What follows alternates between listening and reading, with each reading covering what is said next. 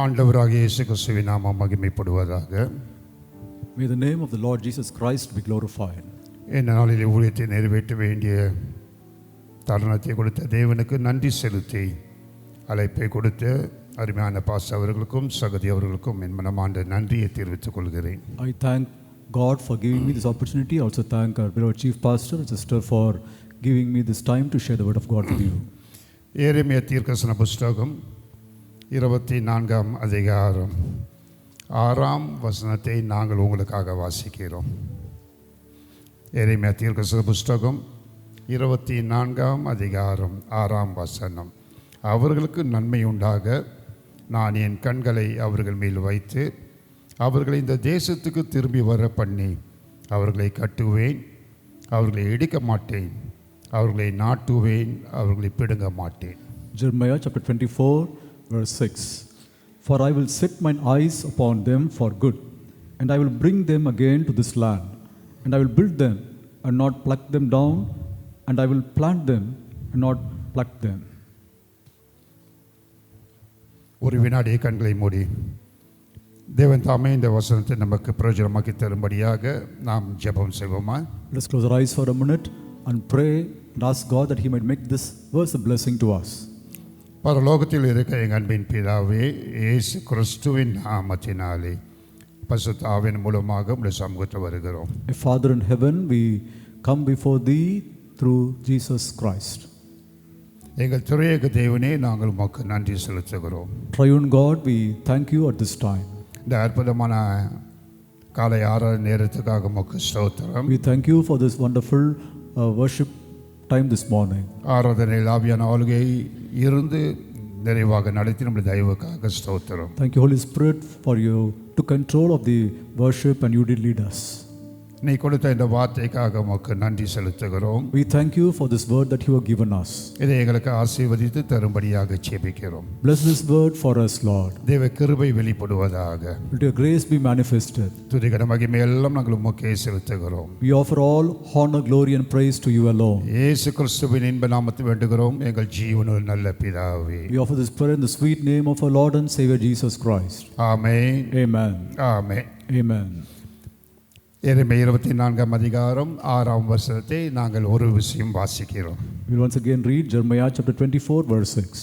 அவர்களுக்கு நன்மை உண்டாக நான் என் கண்களை அவர்கள் மேல் வைத்து அவர்களை இந்த தேசத்துக்கு திரும்பி வர பண்ணி அவர்களை கட்டுவேன், அவர்களை இடிக்க மாட்டேன், அவர்களை நாட்டுவேன், அவர்களை பிடுங்க மாட்டேன்.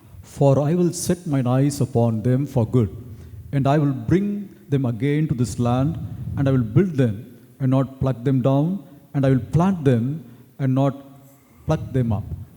இந்த வசனத்தின் ஒரு வார்த்தை, நான் என் கண்களை அவர்கள் மேல் வைத்து என்ற வார்த்தையை மையமாக வைத்து தேவ ஆலோசனையின் வாழ்க்கை என்ற தலைப்பிலே கர்த்தருடைய வார்த்தையை கொடுக்க இருக்கிறேன். This morning I wish to present before you this particular sentence, for I will set mine eyes upon them for good, and I will preach on the topic the life of God's counsel.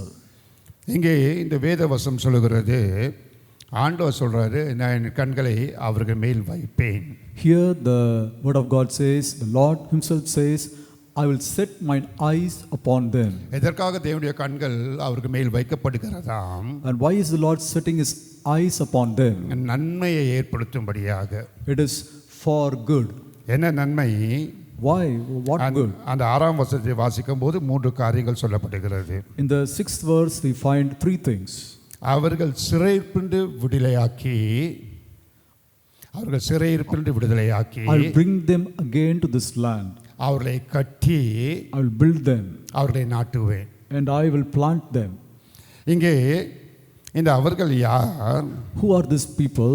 நீங்கள் 24ஆம் அதிகாரம் 1லிருந்து வசனங்களை வாசிக்கும் போது, if you will read verse 1 onwards from chapter 24, இது யூதா ஜனங்களை குறித்து சொல்லப்படுகிறது. they are the people of Judah. 2 வித்தியாசமான யூதா ஜனங்களை இந்த வேத பகுதி நமக்கு காண்பிக்கிறது. This Bible portion speaks of 2 different kind of the people of Judah. எரேமியா தீர்க்கதரிசிக்கு தேவன் வெளிப்பாடை கொடுக்கிறார். The Lord gave a revelation to prophet Jeremiah. அந்த எரேமியா தீர்க்கதரிசி 2 கூடை நிறைந்த அத்திப்பழங்கள் நிறைந்த 2 கூடையை பார்க்கிறார். And this Jeremiah prophet sees 2 baskets full of figs. ஒரு கூடை நல்ல அத்திப்பழமும் மற்றொரு கூடை கெட்ட அத்திப்பழம் உள்ளதாக இருக்கிறது. And in the one basket there were ripe good figs, and another basket there were very naughty figs. இந்த கெட்ட அத்திப்பழம் உள்ள யூதர்கள் யாராம்? And these bad figs, who are they? அவர்கள் தேவனால் சிறையிருப்புக்குள் கொண்டு போகாதபடிக்கு எருசலேமிலே தங்கி இருந்தவர்களை காண்பிக்கிறது. They are people who are the remnant in Jerusalem who did not go into captivity. நீங்கள் 8ஆம் வசனத்திலிருந்து நீங்கள் வாசிக்கும் போது அதை அறிந்து கொள்ளலாம். If you read verse 8, you will know it. அவர்களுக்கு என்ன நடக்கிறது? What happened to them? 8ஆம் வசனத்தை பாருங்கள். Look at verse 8. புசிக்கத்தகாத கெட்ட அத்திப்பழங்களை தள்ளிவிடுவது போல நான் சிதேக்கியா என்கிற யூதாவின் ராஜாவையும் அவனுடைய பிரபுக்களையும் இந்த தேசத்திலே மீதியான எருசலேமின் குடிகளையும் எகிப்து தேசத்தில் குடியிருக்கிறவர்களையும் தள்ளிவிட்டு அவர்களுக்கு தீமை உண்டாக அவர்களை பூமியில் உள்ள எல்லா ராஜ்யங்களிலும் அலைந்து திரிகிறவர்களாகவும் நான் அவர்களை துரத்திவிட்ட எல்லா இடங்களிலும் நிந்தையாகவும் பலமொழியாகவும் வசை சொல்லாகவும் சாபமாகவும் வைத்து அவர்களுக்கும் அவர்கள் பிதாக்களுக்கும் நான் கொடுத்த தேசத்தில் அவர்கள் இராதபடிக்கு நிர்மூலமாக மட்டும் அவர்களுக்குள்ளே பட்டயத்தையும் பஞ்சத்தையும் கொள்ளை நோயையும் அனுப்புவேன் என்று கர்த்தர் சொல்லுகிறார். And as the evil figs which cannot be eaten, they are so evil. Surely thus saith the Lord, so will I give Zedekiah the king of Judah and his princes and the residue of Jerusalem that remain in this land, and them that dwell in the land of Egypt. And I will deliver them to be removed into all the kingdom of the earth for their hurt, to be a reproach and a proverb, a taunt and a curse in all places whither I shall drive them. And I will send the sword, the famine, and the pestilence amongst them, till they be consumed from of the land that I gave unto them and to their fathers. 29ஆம் அதிகாரம் 16 18 வசனங்களையும் நீங்கள் இதை கவனிக்கலாம். 29ஆம் அதிகாரம் 16 18 வசனங்கள் நாங்கள் வாசிக்கிறோம். ஆனால் தாவீது சிங்காசனத்தில் உட்கார்ந்து இருக்கிற ராஜாவை குறித்தும் உங்களோடு கூட சிறையிருப்பில் புறப்பட்டு போகாமல் இந்த நகரத்தில் குடியிருக்கிற உங்கள் சகோதரராகிய எல்லா ஜனங்களை குறித்தும் இதோ நான் பட்டயத்தையும் பஞ்சத்தையும் கொள்ள நோயையும் அவர்களுக்குள்ளில் அனுப்புவேன் என்று கர்த்தர் சொல்லுகிறார். புசிக்கத்தகாத கெட்டு போன அத்தி பழங்களுக்கும் அவர்களை ஒப்பாக்குவேன் என்று சேனைகளின் கர்த்தர் சொல்லுகிறார்.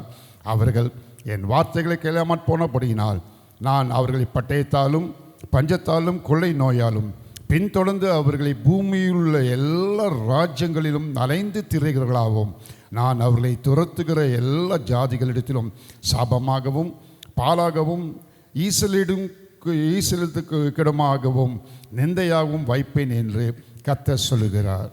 Jeremiah 29 from verse 16 to 18.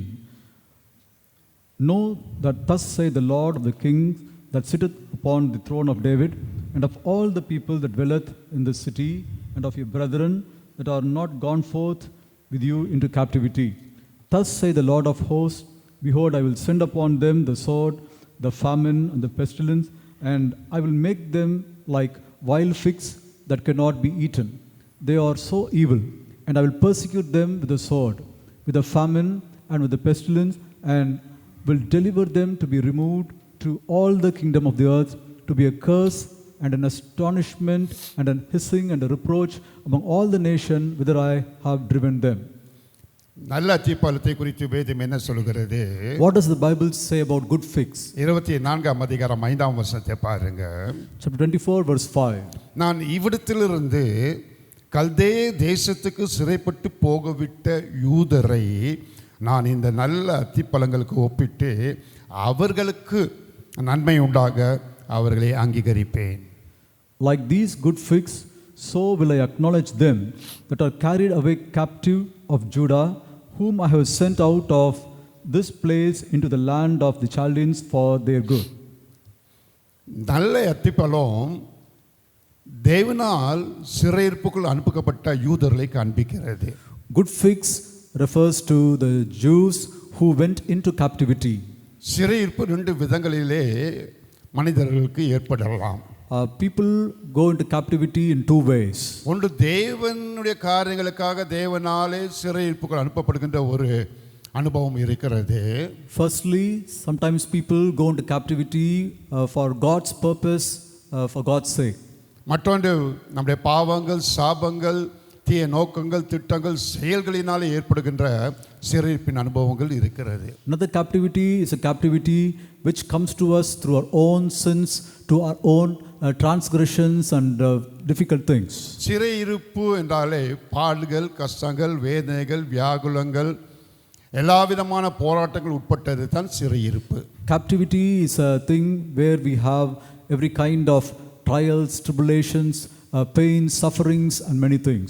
தேவ ஜனங்களுக்கு பாடுகள் உண்டு என்று வேதம் சொல்லுகிறது. Bible clearly says that the people of God will have tribulation. தேவ பக்தியாய் நடக்க மனதுள்ள யாவரும் துன்பப்படுவார்கள் என்று வேதம் சொல்லுகிறது. And all those who will desire to live godly will be persecuted. ஆண்டவராகிய இயேசு கிறிஸ்து இந்த பூமியில் இருக்கும்போது அவர் சொன்ன வார்த்தை, உலகத்திலே உங்களுக்கு உபத்திரங்கள் உண்டு, திடன் கொள்ளுங்கள், நான் உலகத்தை ஜெயித்தேன். When the Lord Jesus Christ lived in this world, he said, be of good courage, I have overcome the world. Though you have tribulation, I have overcome it. எனவே பாடுகளை குறித்து நாம் எந்த விதத்திலும் கவலைப்படக்கூடாது. So we should not be worried about tribulations in this world. இப்பிரபஞ்சத்தின் பாடுகள் வரப்போற மகிமைக்கு ஒப்பானவைகள் அல்ல என்று வேதம் சொல்லுகிறது. Bible clearly says we cannot compare these tribulations with the glory that will come to us in the other world. நீங்கள் 2 ராஜாக்களின் புஸ்தகம் 24ஆம் அதிகாரமும் 2 நாளாகம புஸ்தகம் 36ஆம் அதிகாரத்தையும் குறித்து வீட்டில் வாசித்து பாருங்கள். You can mark this scripture portion, go home and read it. 2 ராஜாக்களின் புஸ்தகம் 24ஆம் அதிகாரம், 2 Kings 24, 2 நாளாகம புஸ்தகம் 36ஆம் அதிகாரம். 2 Chronicles chapter 36. இவளை நீங்கள் பார்க்கும்போது If you see here, Babylon தேசத்து ராஜாவாகிய நேபுகாத்நேசரால் யோயாக்கிம் என்ற 2 யூதர்கள் ராஜா சிறையிருப்பில் கொண்டு போனதை நீங்கள் அறிந்து கொள்ளலாம். Joachim and Joachim were 2 kings who were taken into captivity by King Nebuchadnezzar. இவர்கள் எல்லாரும் நேபுகாத்நேசரால் பாபிலோன் தேசத்துக்கு சிறையிருப்புகளை கொண்டு போகிறார்கள், போகப்படுகிறார்கள். They were all taken into Babylon as captives through King Nebuchadnezzar. 70 ஆண்டுகள் சிறையிருப்பிலே வைக்கப்படுகிறார்கள். And they were in the captivity for 70 long years. அவ்விதமாக சிறையிருப்புகள் போகப்பட்ட யூதர்களை நீங்கள் பார்க்கும்போது, and if you will look at these Jews who went into captivity, எஸ்தா, நெகேமியா ஆகியவர்களும், Shadrach, Meshach, Abednego, தானியேல் போன்றவர்களும், Esther, மொர்தெகாய் போன்றவர்களும், எசேக்கியா போன்றவர்களும் இந்த சிறையிருப்புகளை கடந்து போகிறார்கள். Ezra, Nehemiah, Shadrach, Meshach, Abednego, Daniel, Esther and Mordecai were all people who went into captivity like this. தேவன் இந்த சிறையிருப்புகளை இவர்களை அனுமதித்தபடியினாலே, and because God permitted this captivity in their lives, இவர்கள் நல்ல அத்திப்பழத்துக்கு ஒப்பிடப்பட்டு இருக்கிறார்கள். they compared to this good fig. தேவன் அவர்களை பார்த்து சொல்லுகிறார், the Lord looks at them and he says, நான் என் கண்களை உங்கள் மேல் வைப்பேன். I will place my eyes upon you. எதற்காக வைப்பேன்? Why will I set my eyes upon உங்களுக்கு you? நன்மை ஏற்படுத்தும்படியாக வைப்பேன். In order to do you good. என்ன நன்மை? What is the good? இந்த சிறையிருப்புக்குள் இருந்திருக்கிறீர்கள் அல்லவா? And you are living in this captivity. அந்த சிறையிருப்பிலிருந்து உங்களை விடுதலையாக்கி, I will deliver you from this captivity. உங்களை நான் கட்டுவேன். And I will build you. உங்களை நான் நாட்டுவேன். And I will plant you. இந்த காலை நேரத்தில் விதமான சிறையிருப்புக்குள்ளே போனவர்கள் காலை ஆராதிக்கும்படியாக நீங்கள் வந்திருக்கலாம். Maybe some of you have come to captivity like this. ஐயோ, உலக ரீதியாக ஜீவிக்கின்ற மக்கள் எல்லாரும் நன்றாக இருக்கிறார்கள், தேவனுக்காக நான் ஜீவிக்கின்றவன், என் வாழ்க்கையிலே தான் பாடுகள் என்ற ஏன் என்ற சிந்தையோடு கூட நீங்கள் ஆராதிக்கும்படியாக வந்திருக்கலாம். People who live a worldly life are living well, but I worship this true God, but why am I suffering like this? You might have come with this thought in you. தேவனுக்காக வைராக்கியம் கொண்ட யோசேப்பு சிறையிருப்புக்குள்ளே போனார். Joseph had a zeal for God, still he had to go into prison. தேவனை உறுதியாய் பற்றிக் கொண்டிருந்த யோபு சிறையிருப்புக்குள்ளே போனார். Job was clinging on to God, yet he had to go into this prison. தேவ சித்தத்தை நிறைவேற்றும்படியாக ஒப்புக்கொடுத்த பவுலும் பேதுரும் சிறையிருப்புக்குள்ளே கடந்து போனார். Paul, Peter, who committed their lives to do the will of God, had to go into prison. சிறையிருப்புக்குள் கடந்து போன அவர்களுக்கு தேவன் நன்மையை உண்டாக்க கூடும் என்று சொன்னார். If God can do good to those people who went into prison. அவர்களுடைய தேவன் இந்த காலை நேரத்தில் நம்முடைய தேவனாய் இருக்கிறார். And their God is our God this morning. அவர் நேற்றும் இன்றும் என்றும் மாறாதவராகவே இருக்கிறார். He is the same yesterday, today and forever. அவருக்கு நன்மை உண்டாக்கி சிறையிருப்பில் விடுதலை கொடுத்து அவளை கட்டி நாட்டக்கூடும் என்று சொன்னார். If he can bring them out of captivity, if he can build them and plant them. தேவனுக்காக சிறையிருப்புகளை கடந்து போயிருக்கிறீர்களா? Have you gone into captivity for God's sake? தேவன் உங்கள் சிறையிருப்பில் உங்களை விடுதலையாக்குவார். The Lord will deliver you from all captivity. உங்கள் வாழ்க்கையை கட்டுவார். And the Lord will build your life. உங்கள் வாழ்க்கையை நாட்டுவார். And he will plant you. என்ன கர்த்தருடைய வேதம் கர்த்தருடைய வார்த்தை ஆமென்றும் ஆமென் என்றும் இருக்கிறது. The word of God is yea and amen. அப்ப இவ்விதமான நன்மைகள் ஏற்படுத்தப்பட வேண்டும் என்று சொன்னால், And in order to experience this kind of blessings, நாம் எப்படிப்பட்டவர்களாக இருக்க வேண்டும்? how should we live? தேவ கண்கள் நம்ம மேல் பதிக்கப்பட்டதாக இருக்க வேண்டும். Firstly, the eyes of the Lord should be set upon us. தேவனுடைய கண்கள் நம்ம மேல் இருக்கிறதா? Is the eyes of the Lord upon us?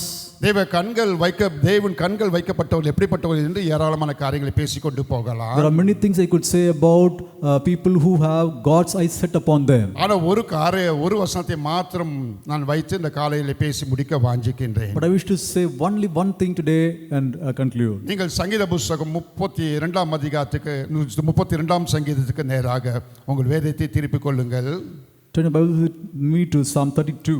சங்கீதம் 32. Psalm 32. அதிலே ஒரு வசனத்தை நாங்கள் வாசிக்கிறோம். We will read a verse for you. சங்கீதம் 32ஆம் சங்கீதம் 8ஆம் வசனத்தை நாங்கள் உங்களுக்காக வாசிக்கிறோம். Psalm 32 verse 8. நான் உனக்கு போதித்து நீ நடக்க வேண்டிய வழியை உனக்கு காட்டுவேன், உன் மேல் என் கண்ணை வைத்து உனக்கு ஆலோசனை சொல்லுவேன். I will instruct thee and teach thee in the way which thou shalt go. I will guide thee with mine eye. எதற்காக தேவனுடைய கண்கள் வைக்கப்பட்டு இருக்கிறது? Why is the eyes of the Lord set upon us? அவருடைய ஆலோசனை சொல்லும்படியாக கண்கள் வைக்கப்பட்டு இருக்கிறது. In order to instruct us, to counsel us. எனவே தான் நான் செய்தியின் தலைப்பு கர்த்தருடைய ஆலோசனையின் வாழ்க்கை, தேவ ஆலோசனையின் வாழ்க்கை என்று வைத்திருக்கிறேன். That is why I call this topic as the life of God's counsel. பூமியில் வாழ்கின்ற நமக்கு ஆலோசனை அவசியமாக இருக்கிறது. Why we live here on this earth, we need counsel. ஆனால் எந்த ஆலோசனை? What is the counsel that we need? தேவனுடைய ஆலோசனை தான் முக்கியமானது. The counsel of God is important. ஏன்னா ஒரு நாமமே ஆலோசனை கர்த்தர். His name is a counselor. அவர் ஆலோசனையில் பெரியவராகவே இருக்கிறார். And he is great in his counsels. அப்ப அவருடைய கண்கள் என் மேல் வைக்கப்பட்டால் தான் எனக்கு நன்மை உண்டாகும். Only when his eyes is set upon me, then I will receive good. அப்ப அவருடைய கண்கள் என் மேல் வைக்கப்பட்டு இருக்க வேண்டும் என்று சொன்னால், And for his eyes to be set upon me, நான் யாரா இருக்க வேண்டும்? and how should I be? தேவ ஆலோசனையின்படியே வாழ்க்கை அமைத்தவனாக இருக்க வேண்டும். I should be a man who live according to the counsel of God. அந்த தேவ ஆலோசனையின் வாழ்க்கை என்ன என்பதை நிறைய காரியங்களை பார்க்கலாம். We will see many things about the life of God's counsel. ஒரு 3 காரியங்களை முகவரியாக சொல்லி ஒன்றை மாத்திரம் பேசி முடிக்க விரும்புகிறேன். Let me say 3 things as an introduction and speak on one particular thing. தேவ ஆலோசனையின் வாழ்க்கை தேவ சித்தத்தை நிறைவேற்றுவதற்கு ஏதுவாக இருக்கிறது. The life of God's counsel, we fulfill the plan of God. தேவ ஆலோசனையின் வாழ்க்கை தேவனுக்கு அர்ப்பணிக்கு ஏற்படுத்துகிறதாக இருக்கிறது. The life of God's counsel will bring a commitment in our life. தேவ ஆலோசனையின் வாழ்க்கை தேவன் நடத்துதலை ஏற்படுத்துகிறதாக இருக்கிறது. The life of God's counsel will lead us. தேவ ஆலோசனை உள்ளவர்கள் எப்படிப்பட்டவர்கள்? And who are the people who have this counsel of God in their தேவ life? சித்தத்தை நிறைவேற்றுகின்றவர்களாக இருப்பாங்க. There will be people who fulfill the will of God. தேவனுக்கு அர்ப்பணித்தவர்களாக இருப்பாங்க. There will be people who are committed their life to Him. தேவனால் நடத்தப்படுகின்றவர்களாக இருப்பாங்க. There will be people who will be led by God. ஆனால் இந்த காலையில் நான் ஒரு காரியத்தை மாத்திரம் பேசி முடிக்க வாஞ்சிக்கின்றேன். This morning let me speak only one thing and finish. நீங்கள் ஆதியாகமம் 6ஆம் அதிகாரத்துக்கு நேராக உங்கள் வேதத்தை திருப்பிக் கொள்ளுங்கள்.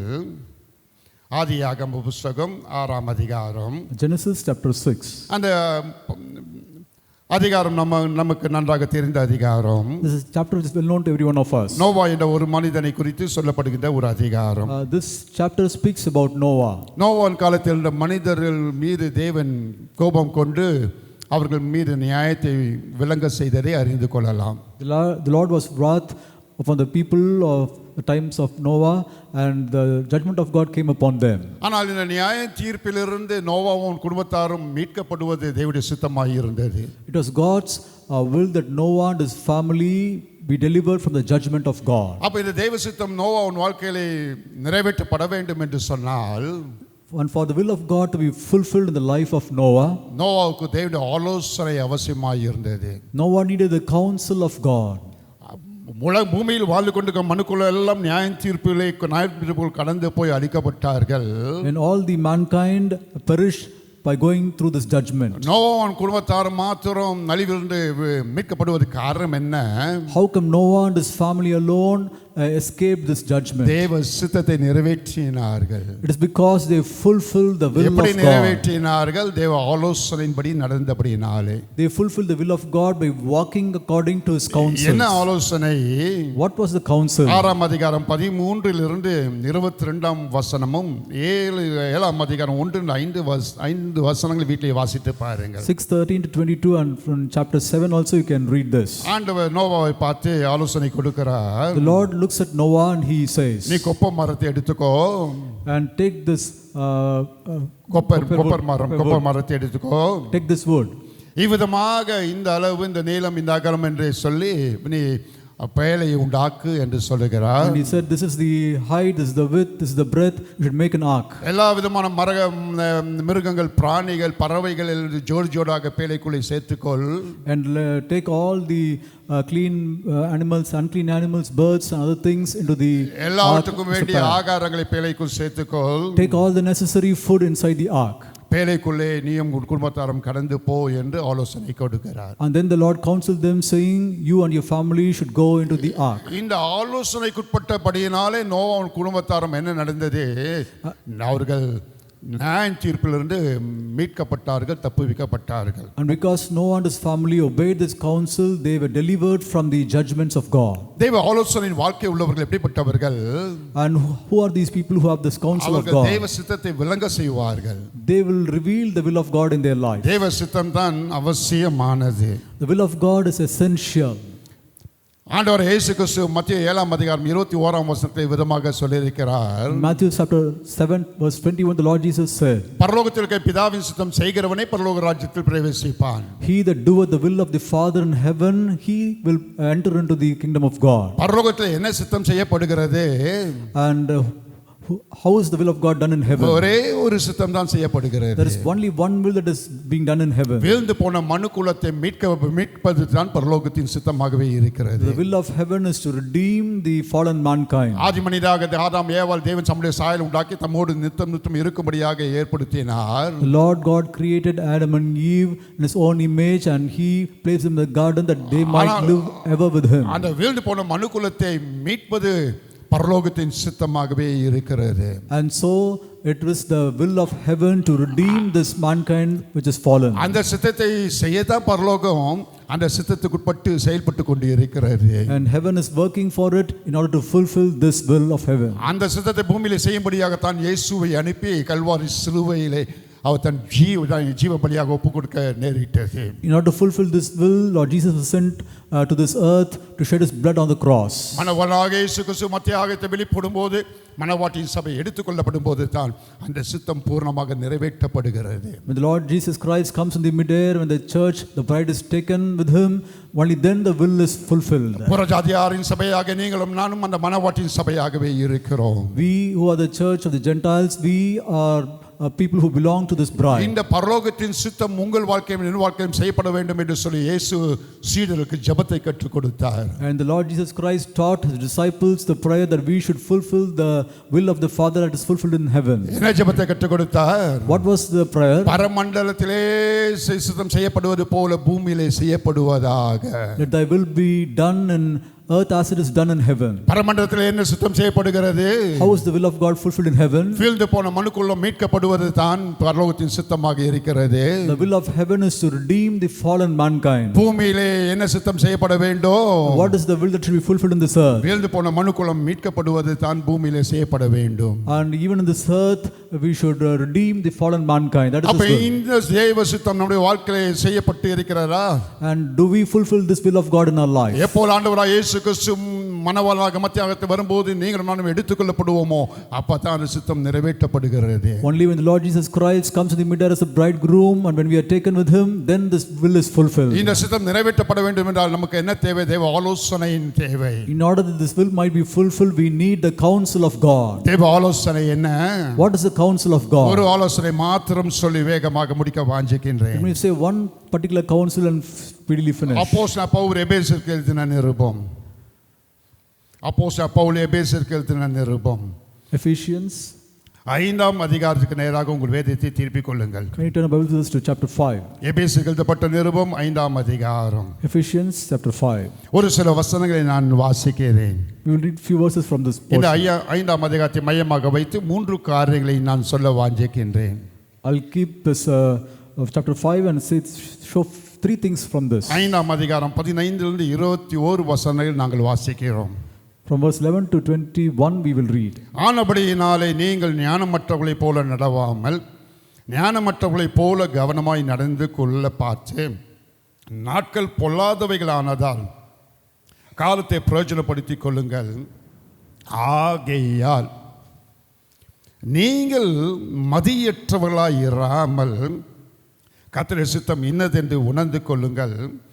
துன்மார்க்கத்திற்கு ஏதுவான மதுபானம் வெறி கொள்ளாமல் ஆவினாலே நிறைந்து, அண்டர்லைன் பண்ணிக்க, ஆவினாலே நிறைந்து சங்கீதங்களினாலும் கீர்த்தனைகளினாலும் ஞான பாட்டுகளினாலும் ஒருவருக்கு ஒரு புத்தி சொல்லிக்கொண்டு உங்கள் இருதயத்தில் கர்த்தரை பாடி கீர்த்தனம் பண்ணி நம்முடைய கர்த்தராகிய இயேசு கிறிஸ்துவின் நாமத்தினாலே எப்போதும் எல்லாவற்றுக்காகவும் பிதாவாகிய தேவனை ஸ்தோத்தரித்து தெய்வ பயத்தோடு ஒருவருக்கொருவர் கீழ்ப்படிந்திருங்கள். From verse 15 on we read, see then that ye walk circumspectly, not as fools, but as wise, redeeming the time, because the days are evil. Wherefore be ye not unwise, but understanding what the will of the Lord is. And be not drunk with wine, wherein is excess, but be filled with the Spirit, speaking to yourself in psalms and hymns and spiritual songs, singing and making melody in your heart to the Lord, giving thanks always for all things unto God and the Father in the name of our Lord Jesus Christ, submitting yourselves one to another in the fear of God. இங்கே வாசிக்கப்பட்ட வசனங்கள் 3 காரியங்கள். From this portion, let me show 3 things. தேவ ஆலோசனையின் வாழ்க்கையை குறித்து பேசிக் I am கொண்டிருக்கின்றேன். speaking to you about the life of God's counsel. தேவ ஆலோசனையின் வாழ்க்கை உள்ளவர்கள் எப்படிப்பட்டவர்கள்? And how will these people be who have the counsel தேவ of God? சித்தத்தை நிறைவேற்றுகிறவர்களாக இருப்பாங்க. They are people who will fulfill the will of God. தேவ சித்தம் என்ன? What is the will of God? விழுந்து போன மனுக்குலம் மீட்கப்படுவது தான் தேவ சித்தம். The will of God that the redeemed mankind should be, the fallen mankind should be இந்த தேவ redeemed. சித்தம் எப்போது நிறைவேற்றப்படுகிறது? When is this will of God fulfilled? மணவாளனாகிய இயேசு கிறிஸ்து மத்தியாகத்து வரும்போது மணவாட்டின் சபை எடுத்துக்கொள்ளப்படும் போது தான் அது நிறைவேற்றப்படுகிறது. When the bridegroom comes in the midair, when the bride, the church is taken, then his will is fulfilled. இந்த தேவ சித்தத்தை நீங்களும் நானும் நிறைவேற்றுகளாய் இருக்க வேண்டும் என்று சொன்னால், And if we should be people who fulfill this will of God, இங்கே தேவ ஆலோசனை நமக்கு கொடுக்கப்படுகிறது. here the counsel of God is given to us. நாம் ஞானமற்றவர்களைப் போல நடக்காமல் ஞானமுள்ளவர்களைப் போல நடக்க வேண்டும் என்று வேதம் சொல்கிறது. We clearly say that we should not walk circumspectly, not as fools, but as wise. ஏன் என்று சொன்னால் நாட்கள் பொல்லாதவைகளாய் இருக்கிறது. It is because the Bible says, redeem the time because days are evil. அப்ப 17ஆம் வசனம் பாருங்க. ஆகையால் நீங்கள் மதியற்றவர்களாய் இராமல் கர்த்தருடைய சித்தம் இன்னதென்று உணர்ந்து கொள்ளுங்கள். Verse 17, wherefore be ye not unwise, but understanding what the will of the Lord is. ஆண்டவர் தம்முடைய சித்தத்தை இங்கே தெளிவாக நமக்கு காண்பிக்கிறார். The Lord clearly shows us his will.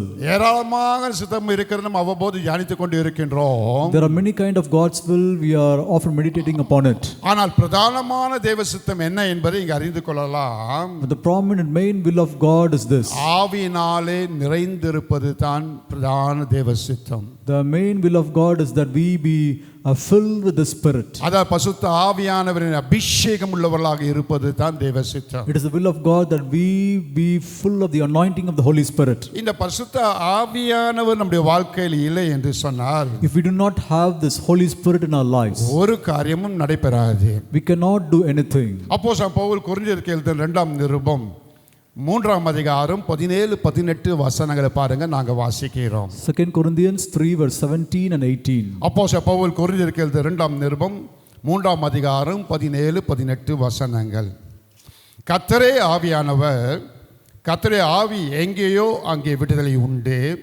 நாம் எல்லாரும், நல்ல கவனிங்க, நாம் எல்லாரும் திறந்த முகமாய் கர்த்தருடைய மகிமையை கண்ணாடியிலே காண்கிறது போல கண்டு ஆவியாயிருக்கிற கர்த்தரால் அந்த சாயலாகத்தானே மகிமையின் மேல் மகிமை அடைந்து மறுபடுகிறோம். Now the Lord is that Spirit, and where the Spirit of the Lord is, there is liberty. But we all, with open face, beholding as in a glass the glory of the Lord, are changed into the same image from glory to glory, even as by the Spirit of the Lord. அப்போ மகிமையின் மேல் மகிமை அடைந்த அந்த நாளிலே நாம் மறுபமாக தேவனோடு கூட இணைக்கப்பட வேண்டும் என்று சொன்னால், If we should receive glory from glory and be united with the Lord Jesus Christ, நமக்கு என்ன அவசியம்? what is necessary in our life? ஆவியினாலே நிறைந்திருப்பது அவசியமாய் இருக்கிறது. It is necessary that we be filled with the Holy Spirit. இந்த ஆவியானவரின் அபிஷேகத்தை குறித்து கடந்த மாதம் செய்தியிலே நான் ஒரு குறிப்பை பேசினேன். Last month in the message I spoke to you about the anointing of the Holy Spirit. அபிஷேகம் எல்லா நுகத்தையும் முறிக்கிறது. The anointing breaks every kind of yoke. இந்த அபிஷேகம் பழைய ஏற்பாட்டில் எண்ணெய் தைலங்களினாலே ஏற்படுகிறதாக இருக்கிறது. And this anointing in the Old Testament comes through the anointing oil and ointment. ஆனால் புதிய ஏற்பாட்டு சபையாக உங்களுக்கும் எனக்கும் அந்த அபிஷேகம் எண்ணெய் தைலம் அல்ல, பரிசுத்த ஆவியானவரின் ஆளுகையும் அந்த கிரியைகளினால் ஏற்படுகிறது. But in the New Testament church is not through the oil but through the deep work of the Holy Spirit. பரிசுத்த ஆவி நமக்குள்ளே வாசம் பண்ணி நம்மை முழுவதுமாக ஆளுகை செய்து நடத்துவது தான் லைஃப் ஆஃப் அனாயிண்டிங், அபிஷேகத்தின் வாழ்க்கை. The Holy Spirit lives in us, and when he take control of us and he leads us, that is the life of God's anointing. இந்த அபிஷேகம் தான் தேவனுடைய நோக்கம் திட்டங்கள் நம்ம வாழ்க்கையில் நிறைவேற்றுவதற்கு ஏதுவாக இருக்கிறது. And this anointing fulfills the will of God, the plans of God in our life. Aaron ஆசாரிய ஊழியத்துக்கு அழைக்கப்பட்டான். அபிஷேகம் அதை நிறைவேற்ற உதவி செய்தது. Aaron was called to fulfill the priestly ministry, and the anointing helped him to fulfill this ministry. Saul, Solomon போன்ற ராஜாக்கள், தாவீது போன்ற ராஜாக்கள் ஏற்படுத்தப்பட்டார்கள். அபிஷேகத்தினாலே அவர்கள் அந்த ஸ்தானங்களை நிறைவேற்ற முடிந்தது. Saul, David and Solomon were kings who were ordained to be kings, and they received the anointing to fulfill their work. உங்களுக்கும் எனக்கும் என்ன தேவை? இந்த பரிசுத்த ஆவியின் அபிஷேகம் தேவை. You and me, we need the anointing of the Holy Spirit. ஏன் தேவை? Why do we need this Holy Spirit? அப்போஸ்தலர் 10ஆம் அதிகாரத்துக்கு நேராக உங்கள் வேதத்தை திருப்பிக் கொள்ளுங்கள். Turn your Bibles with us to Acts chapter 10. 10ஆம் அதிகாரம் 38ஆம் வசனத்தை நாங்கள் வாசிக்கிறோம். Acts 10:38 we shall read. நசரேயனாகிய இயேசுவை தேவன் பரிசுத்த ஆவியினாலும் வல்லமையினாலும் அபிஷேகம் பண்ணினார். Acts 10:38. How God anointed Jesus of Nazareth, the Holy Ghost and with power. இங்கே ஆண்டவராய் இயேசு கிறிஸ்துவை குறித்து வேதம் சொல்லுகிறது, அவர் பரிசுத்த ஆவியினாலே அபிஷேகம் பண்ணப்பட்டிருந்தார். And here the Bible speaks about the Lord Jesus, and it clearly says that he was anointed by the Holy Ghost. இங்கே அபிஷேகம் பண்ணப்பட்டவராய் இருந்தபடினாலே 4ஆம் அதிகாரம் லூக்கா சுவிசேஷ புத்தகம் 1ஆம் வசனம் சொல்லுகிறது, இயேசு பரிசுத்த ஆவியினாலே நிறைந்தவராய் யோர்தானை விட்டு திரும்பி போனார். Luke chapter 4 verse 1 we read that he went out of Jordan being full of the Holy Spirit. இயேசுவுக்கே பரிசுத்த ஆவியின் அபிஷேகம் தேவைப்பட்டது. And Jesus himself needed this anointing of the Holy Spirit. எதற்காக இந்த அபிஷேகம்? And why is this anointing given? ஆவியினாலே நிறைந்து பிதாவின் சித்தத்தை செய்வதற்கு. In order to be filled in it and do the will of the Father. அப்போஸ்தலர் 7ஆம் அதிகாரம் 55ஆம் வசனத்தை வாசிக்கும்போது ஸ்தேவான் பரிசுத்த ஆவியினால் நிறைந்திருந்தார் என்று வேதம் சொல்கிறது. Acts 7:55 clearly says that Stephen was full of the Holy Spirit. அந்த பரிசுத்த ஆவியின் நிறைவு தான் முக பிரகாசம் உள்ளதாக மாற்றி விட்டது. And this anointing of the Holy Spirit made his face to shine. Pavul, பேதுரு போன்ற அப்போஸ்தலரை பார்க்கும்போது பரிசுத்த ஆவியினால் நிறைந்தவர்களாக இருந்தார்கள். Paul and Peter were apostles who were full of the Holy Spirit. நீங்களும் நானும் ஆவியினால் நிறைந்தவர்களாக இருக்கிறோமா? You and me, are we filled in the Holy Spirit? அதை எப்படி அறிந்து கொள்வது? How can we know this? ஆவியினால் நிரப்பப்பட்டவர்கள் எப்படிப்பட்டவர்கள்? And who are these people who are filled in the Holy Spirit? எப்படிப்பட்ட வாழ்க்கை உடையவர்கள்? And how will they live in this world? எபேசியர் 5ஆம் அதிகாரத்தில் 3 காரியங்களை சுருக்கமாக சொல்லி முடிக்க வாஞ்சிக்கின்றேன். From Ephesians chapter 5 we will show few things and finish. நீங்கள் 19ஆம் வசனத்தை பாருங்கள். எபேசியர் 5ஆம் அதிகாரம் 19ஆம் வசனம். Ephesians 5 verse 19. சங்கீதங்களினாலும் கீர்த்தனைகளினாலும் ஞான பாட்டுகளினாலும் ஒருவருக்கொருவர் புத்தி சொல்லிக்கொண்டு. Ephesians 5 verse 19. Speak to yourself in psalms and hymns and spiritual songs, singing, making melody in your heart to the Lord. ஆவி நிறைவுடையவர்கள் எப்படிப்பட்டவர்கள்? And how will these people live who has this Holy Spirit? புத்தி சொல்லிக்கொண்டு என்று சொல்லும்போது When it says speaking with one another, அவர்கள் தெளிந்த புத்தி உள்ளவர்கள். they are people who have a sound mind. மனிதர்களுக்கு தெளிவு அவசியமாக இருக்கிறது. And people need the sound mind. வேதத்தை நீங்கள் ஆராய்ந்து பார்க்கும்போது அநேக இடங்களில் தெளிந்த புத்தி உள்ளவர்களாக இருங்கள் என்று வேதம் சொல்லுகிறது. Bible clearly speaks in many places that we should have sound mind. தெளிந்த புத்தி உள்ளவர்களாக, ஆவி நிறைவுடையவர்கள் தெளிந்த புத்தி உள்ளவர்களாக இருப்பாங்க. And people who are full of the Holy Spirit will have a sound mind. எலியா காலங்களிலே பார்க்கும்போது எலியா சொல்லுகிறார், நீங்கள் 2 நினைவுகளால் குந்தி குந்தி நடப்பது என்ன? ஒன்று கர்த்தர் தெய்வம் என்றால் கர்த்தரை பற்றி கொள்ளுங்கள், பாகால் தெய்வம் என்றால் பாகாலை பற்றி கொள்ளுங்கள் என்று சொல்வதை பார்க்கலாம். In the days of Elijah said, why do you walk with two kind of thoughts? If Baal is God, follow him. If God is God, then follow him. இந்த நாட்கள் ஆவிக்குரிய வாழ்க்கையில ஏன் தடுமாற்றம்? Why do we stumble in our spiritual life? தெளிவு இல்லாதபடினால் தான் தடுமாற்றம். It is because people do not have this clarity, they stumble. தெளிவுள்ளவர்களாக இருக்கிறோமா? Are we having this clarity? தெளிந்த புத்தி உள்ளவர்கள் எப்படிப்பட்டவர்கள் இருப்பார்கள்? How will these people be who have the sound mind? அநேக காரியங்களை சொல்லிக் கொண்டு போகலாம். ஆனால் வேதத்தில் 2 நிகழ்வை உங்களுக்கு காண்பித்து விட்டு அடுத்த குறிப்புகளை கடந்து செல்ல வாஞ்சிக்கின்றேன். I can say many things, but I'll show 2 instances from the Bible and then move to the next point. நீங்கள் தானியேல் தீர்க்கதரிசி புத்தகத்துக்கு நேராக உங்கள் வேதத்தை திருப்பிக் கொள்ளுங்கள். Turn your Bibles me to the prophetic book of Daniel. தானியேல் தீர்க்கதரிசி புத்தகம் Prophetic book of Daniel. 4ஆம் அதிகாரத்துக்கு நேராக உங்கள் வேதத்தை திருப்பிக் கொள்ளுங்கள். Daniel chapter 4. 29 சில வசனங்களை வாசிக்கிறோம். From verse 21 we shall read. 12ஆம் மாதம் சென்ற பின்பு ராஜா பாபிலோன் ராஜ்யத்தின் அரண்மனை மேல் உலாவி கொண்டிருக்கும் போது, இது என் வல்லமையின் பராக்கிரமத்தினால் என் மகிமை பிரதாபத்துக்கென்று ராஜ்யத்துக்கு அரண்மனையாக நான் கட்டின மகா பாபிலோன் அல்லவா என்று சொன்னான். இந்த வார்த்தை ராஜாவின் வாயில் இருக்கும்போதே வானத்தில் ஒரு சத்தம் உண்டாகி, ராஜாவாக நேபுகாத்நேசாரே, ராஜபாரம் உன்னை விட்டு நீங்கிற்று, மனுஷரிலிருந்து தள்ளப்படுவாய், வெளியின் மிருகங்களோடு சஞ்சரிப்பாய். At the end of the 12th month, he walked in the palace of the kingdom of Babylon. Verse 30, the king spake and said, is not this great Babylon that I have built for the house of the kingdom by the might of my power and for the honor of my majesty? When the word was in the king's mouth, there fell a voice from heaven saying, O King Nebuchadnezzar, to thee is this spoken, the kingdom is departed from thee. இங்கே Babylon ராஜாவாக நேபுகாத்நேசரை குறித்து நாம் பார்த்தோம். Here we read about Nebuchadnezzar, the king of Babylon. அவர் என்ன சொல்லுகிறார்? பாபிலோனின் ராஜா. அவர் என்ன சொல்லுகிறார்? என் வல்லமையின் பராக்கிரமத்தினாலே என் மகிமை பிரதாபத்துக்கென்று நான் கட்டின மகா பாபிலோன் அல்லவா. This king of Babylon, he says, is not this great Babylon that I have built for the house of the kingdom by the might of my power and for the honor of my majesty. இது எதை காண்பிக்கிறது? What does this show?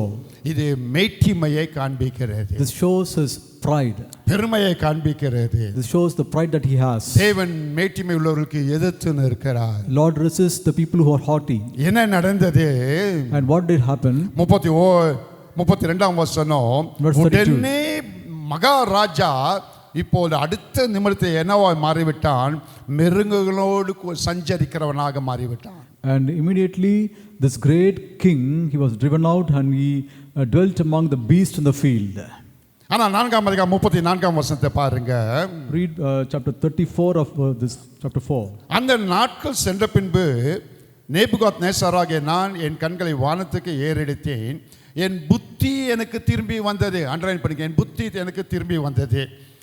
அப்போது நான் உன்னதமானவரை ஸ்தோத்தரித்து என்றைக்கும் ஜீவித்திருக்கிறவரை புகழ்ந்து மகிமைப்படுத்தினேன். அவருடைய கர்த்தத்துவம் நித்திய கர்த்தத்துவம், அவருடைய ராஜ்யமை தலைமுறை தலைமுறையாய் நிற்கும். 34ஆம் வசனம் தொடர்ந்து வாசிக்கும் போது, அவர் தமது சித்தத்தின்படி வானத்தின் சேனையும் பூமியின் குடிகளையும் நடத்துகிறார். 37ஆம் வசனத்தை வாசிக்கும் போது, அவருடைய கிரியைகள் எல்லாம் சத்தியமும் அவருடைய வழிகள் நியாயமுமானவைகள் என்பது. And at the end of the days, I Nebuchadnezzar, lifted up mine eyes upon heaven, and my understanding returned unto me. And I blessed the Most High, and I praised and honored him that liveth forever, whose dominion is an everlasting dominion, and his kingdom is from generation to generation. And all the inhabitants of the earth are reputed as nothing, and he doeth according to his will in the army of heaven and among the inhabitants of the earth, and none can stay his hand or say unto him, What doest thou? Verse 37. Now I, Nebuchadnezzar, praise and exalt and honor the King of heaven, all whose works are truth, and his ways judgment, and those that walk in pride he is able to abase. புத்தி இல்லாத மகாராஜா தான். This great king did not அந்த have காலத்து a sound Babylon mind. ராஜ்யம் பெரிதான ராஜ்யமாக இருந்தது. This empire Babylon was very great. ஆனால் அவன் ராஜாவாய் இருக்கிறவன் மிருகத்துக்கு உணவோடு கூட இணைக்கப்படுவதற்கு காரணம் என்ன என்று சொன்னால் அவன் மெய்த்தீமை இருந்தது. Because of his haughtiness he had to dwell amongst the beasts in the field. ஆனால் அவனுக்கு தெளிவு வந்தது. And he had a clarity after that. தெளிவு வந்த பிறகு அவன் வார்த்தை எப்படிப்பட்டதாய் இருக்கிறது? நான் கட்டின பாபிலோன் என்று சொல்லவில்லை. தேவன் உன்னதமானவர், அவர் நித்திய கர்த்தத்துவம் உள்ளவர். And when he returned to his mind, now he did not say the Babylon, the thing that I have built, but he says he is the God who established his kingdom. அவரே தமது சித்தத்தின்படி வானத்தின் சேனையும் பூமியையும் மனுஷரையும் நடத்துகிறார். And he leads people and all the kingdom according to his will. அவரே பூமியிலே கிரியை செய்கிறார். And he works in the earth. இது எப்ப வந்தது? When did he have this knowledge? தெளிவு வந்த பிறகு வந்தது. Only when he came to his mind he was able to say this. மேட்டிமைக்குட்பட்டவனாய் இருந்தவன் மிருகத்துக்கு சமமாக மாற்றப்பட்டான். This man who had pride in him began to live with the wild beast. ஆனால் தெளிவு வந்த பிறகு அவன் யாராய் மாறிவிட்டான்? தேவனுக்கு முன்பாக தன்னை தாழ்த்தி தேவ கிருபை உடையவனாக மாறிவிட்டான். But when he had this clarity of mind, he became a man say the counsel of God. இப்போது தன்னுடைய வல்லமை தன்னுடைய பராக்கம் என்று சொல்லவில்லை, உன்னதமானவர் தான் நடத்துகிறார், உன்னதமானவர் தான் கிரியை செய்கிறார் என்று சொல்வதை பார்க்கிறோம். And now he does not say it is my strength, it is my ability, but he says it is the most high God who does all things. தெளிவுள்ளவர்கள் யார்? Who are the people who have this clarity? அவர்கள் தங்கள் மேன்மை பேச மாட்டார்கள். They will not speak about their own achievements. எல்லாம் தேவனுடைய கிருபை என்பதை அறிக்கை செய்கின்றவர்களாக இருப்பாங்க. They'll always confess that everything is by the grace of God. நாம் ஜீவிப்பது தேவனுடைய கிருபையினாலே தான் ஜீவிக்கின்றோம். And we live by the grace of God.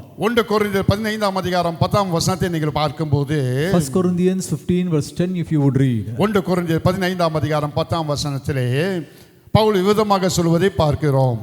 1 Corinthians 15 verse 10. ஆகிலும் நான் இருக்கிற தேவ கிருபையினாலே இருக்கிறேன். அவர் எனக்கு அருளிய கிருபை விருதாவாய் இருக்கவில்லை. அவர்கள் எல்லாரிலும் நான் அதிகமாக பிரயாசப்பட்டேன். ஆகிலும் நான் அல்ல, என்னுடனே இருக்கிற தேவ கிருபையே அப்படி செய்தது. But by the grace of God I am what I am, and his grace which was bestowed upon me was not in vain. But I labored more abundantly than they all. Yet not I, but the grace of God which was with me. தேவ கிருபை தான் அவசியம். தேவ கிருபை உடையவர்களாக பூமியிலே நாம் இருக்க வேண்டியது கட்டாயம். And the grace of God is very essential, and it is sure that we should have this grace. தேவ ஆவியினால் நிரப்பப்பட்டவர்களை குறித்து பேசிக் கொண்டிருக்கின்றேன். I'm speaking about people who are filled in the Holy Spirit. தேவ ஆவியினால் நிரப்பப்பட்டவர்கள் எப்படிப்பட்டவர்கள்? How will these people be who are filled in the Holy தெளிந்த Spirit? புத்தி உள்ளவர்கள். They will have a sound mind. தெளிந்த புத்தி உள்ளவர்களாய் இருக்கிற எப்படி அறிந்து கொள்வது? How can we know that they have a sound mind? தெளிந்த புத்தி உள்ளவர்களாய் இருப்போம் என்று சொன்னால் நாம் தேவ கிருபையே பற்றி கொண்டு இருப்போம். If we have a sound mind, we'll be always holding on to the grace of God. எல்லாம் தேவ கிருபை தான். Everything is the grace of God. லூக்கா சுவிசேஷ புத்தகம் 1 அதிகாரம் 49 வசனம் இந்த மாதத்தின் வாக்குத்தத்தமாக இருக்கிறது. And Luke 1:49 is a promised verse for this month. Tamil மொழிபெயர்ப்பு ரொம்ப அழகாக இருக்கிறது. The Tamil translation is beautiful. அது என்ன இருக்கிறது? And what does it say? வல்லமையுடையவர் மகிமையானவர்கள் எனக்கு செய்தார். For he that is mighty hath done to me great things. வல்லமையுடையவர் மகிமையானவர்களை எனக்கு செய்தார்.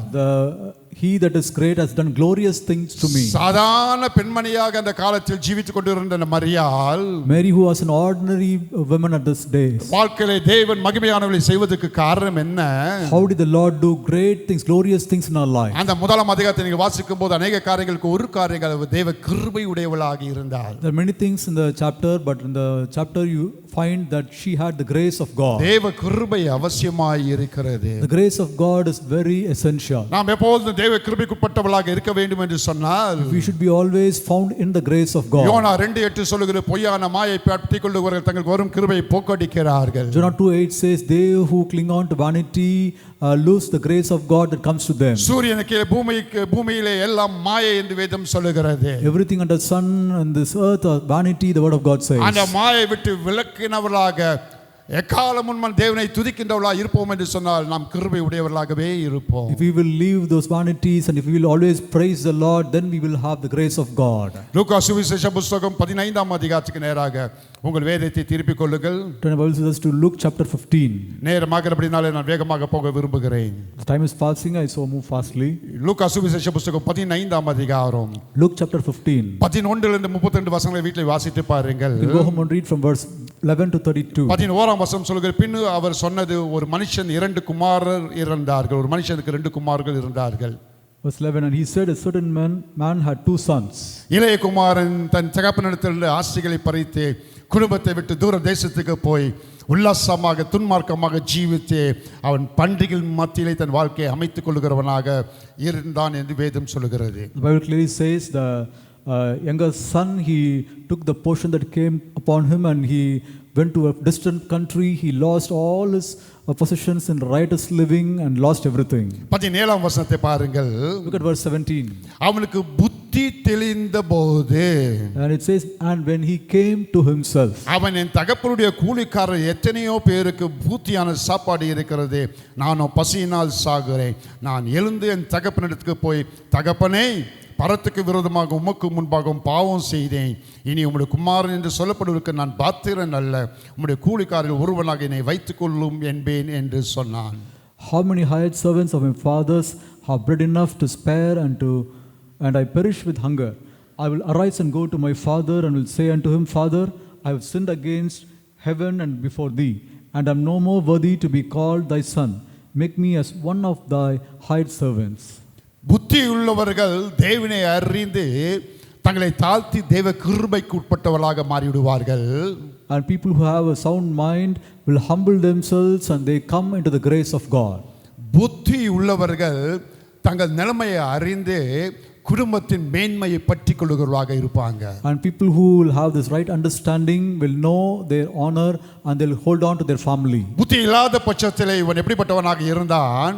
And when in a time where he did not have the right understanding, குடும்பத்துக்கு விரோதமாக செயல்படுகிறவனாக, he was working against his own family. குடும்பத்தின் ஆசீர்வாதங்களை கெடுக்கிறவனாக, He spoiled the blessing of his family. பெற்றோர்களுக்கு அவகிருச்சியை ஏற்படுத்துகிறவனாக, He brought bad reputation to their parents. குடும்பத்தின் எல்லா நன்மைக்கு விரோதமாக செயல்படுகிறவனாக காணப்பட்டான். He was working against all the good things of the family. ஆனால் புத்தி தெளிந்த போதோ, But when he came to his mind, மேன்மை குடும்பம் என்பதை உணர்ந்து குடும்பத்தோடு கூட இணைத்துக் கொண்டான். he knew that it is a honorable thing to live with the family, and so he was united with the family. குடும்பம் தேவனுடைய பிரதான திட்டம். Family is the best plan of God. குடும்பத்தின் தலைவராகவே தேவன் இருக்கிறார்.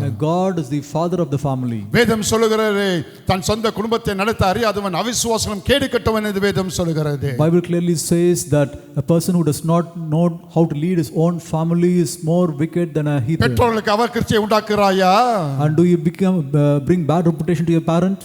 குடும்பத்தின் ஆசீர்வாதங்களை அழிக்கின்றவனா இருக்கின்றாயா? Do you spoil all the blessings that is in your house? குடும்பத்தின் நன்மைகளுக்கு விரோதமாக செயல்படுகிறவனாய் இருக்கின்றாயா?